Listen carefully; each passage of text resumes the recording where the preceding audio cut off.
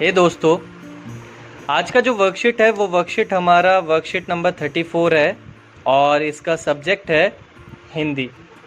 ठीक है।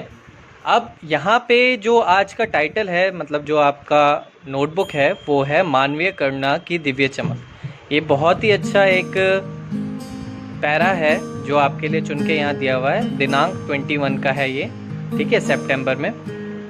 अच्छा, इसके लेखक है सर्वेश्वर दयाल सक्सेना जी और क्षितिज का है ये। और ये लिखा हुआ किस पे है और क्या है, ये हम लोग इस पैरा में पढ़ेंगे। जैसा कि इसमें दिया हुआ है कि दिए गए गद्यांश को ध्यान पूर्वक पढ़िए और पूछे गए प्रश्नों का उत्तर लिखिए। ठीक है, तो चलिए हम लोग पढ़ना शुरू करते हैं। मानवीय करुणा की दिव्य चमक पाठ सर्वेश्वर दयाल सक्सेना जी द्वारा लिखित है। एक संस्मरण है। संस्मरण स्मृति अथवा याददाश्त पर आधारित लेखन होता है, यानी याद या किसी की स्मरण में, मतलब किसी को याद करके लिखा गया। ठीक है। लेखक अपनी यादों के आधार पर किसी व्यक्ति अथवा घटना का वर्णन करता है और इसके माध्यम से वह व्यक्ति या घटना हमारे सामने चित्र की भांति साकार हो जाती है। जैसे आपने कोई मूवी देखी और आप मूवी के बारे में बता रहे हो कि एवेंजर्स एंड गेम में आयरन मैन ऐसे करता है वैसे करता है, सो उसी टाइप की ये मूवी की तरह है, मतलब यादों की तरह है, जो लेखक ने अपनी यादों को किसी के बारे में लिखा है। ठीक है। अब यहाँ से देखते हैं, इस पाठ में लेखक ने बताया है कि फादर कामिल बुल्के, ठीक है, फादर कामिल बुल्के बेल्जियम में रेम्स चैपल शहर, यानी जो रेम्स चैपल शहर है बेल्जियम में, यूरोप में, से एक ईसाई धर्म प्रचारक के रूप में भारत आए थे, किंतु उन्होंने इस देश को अपनी कर्म भूमि बनाया और यहीं के होकर रह गए। फादर कामिल बुल्के ने हिंदी भाषा के विकास और प्रचार प्रसार में बहुत ही महत्वपूर्ण योगदान दिया। किसमें? हिंदी भाषा के विकास और प्रचार प्रसार में, यानी प्रचार प्रसार यानी फैलाना और विकास यानी आगे बढ़ाना। हिंदी भाषा को समृद्ध करने में इनके द्वारा लिखे गए शब्दकोश यानी डिक्शनरी का महत्वपूर्ण योगदान रहा है। इस पाठ में लेखक ने उन्हीं फादर बुल्के के स्वभाव व्यवहार का वर्णन करते हुए उन्हें मानवीय करुणा की दिव्य चमक कहा है। ठीक है। मानवीय करुणा की दिव्य चमक मतलब कोई ऐसा नेक आदमी जो बहुत ही दयालु है और बहुत ही एक दिव्य चमक जैसा है, ज्योति जैसा है। जैसे गांधी जी को हम लोग कहते हैं कि ज्योति है, ठीक है, जैसे जीसस को हम कहते हैं कि लाइट ऑफ द वर्ल्ड है, वैसे। ठीक है। लेखक का मानना है कि जब तक राम कथा है, इस विदेशी साधु को हम हमेशा याद किया जाएगा और उन्हें हिंदी भाषा और बोलियों के अगाध प्रेम का उदाहरण माना जाएगा। ठीक है।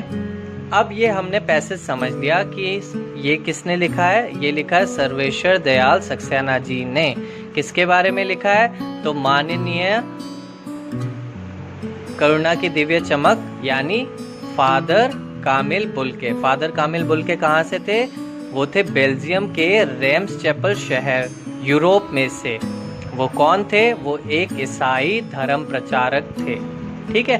अब इसी से रिलेटेड आपको सवाल पूछे गए हैं। सबसे पहला सवाल है, संस्मरण से आप क्या समझते हैं? संस्मरण से आप क्या समझते हैं? तो ये वर्कशीट मैंने पूरी सॉल्व कर रखी है। ये वर्कशीट आपको नीचे डिस्क्रिप्शन लिंक में ड्राइव पर दिमांश कोचिंग के मिल जाएगी। चलिए देखते हैं यहाँ पे इस सवाल का जवाब क्या होना चाहिए।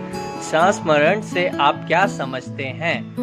संस्मरण स्मृति अथवा याददाश्त पर आधारित लेखन होता है, जिसमें लेखक अपनी स्मृतियों यानी यादों के आधार पर किसी व्यक्ति अथवा घटना का वर्णन करता है। अगला सवाल है यहाँ पे, फादर कामिल बुल्के कौन थे? उनके भारत आने का उद्देश्य क्या था? तो यहाँ पे इसका जवाब होना चाहिए फादर कामिल बुल्के बेल्जियम के रेम्स चैपल शहर यूरोप में जो है से एक ईसाई धर्म प्रचारक मतलब जो धर्म का प्रचार करते हैं, जैसे संत महात्मा, पास्टर्स और फादर्स होते हैं ना, मिशनरीज होते हैं, उनको कहते हैं धर्म प्रचारक के रूप में भारत आए थे। उनका उद्देश्य ईसाई धर्म का प्रचार करना था। ठीक है, अब इसके बाद तीसरा सवाल, भारत में फादर कामिल बुल्के ने क्या योगदान दिया? भारत में फादर कामिल बुल्के ने क्या किया था, क्या योगदान दिया? भारत में फादर कामिल बुल्के ने हिंदी भाषा के विकास और प्रचार प्रसार में बहुत ही महत्वपूर्ण योगदान दिया। हिंदी भाषा को स्मृत करने में इनके द्वारा लिखे गए शब्दकोश यानी डिक्शनरी का महत्वपूर्ण योगदान रहा है।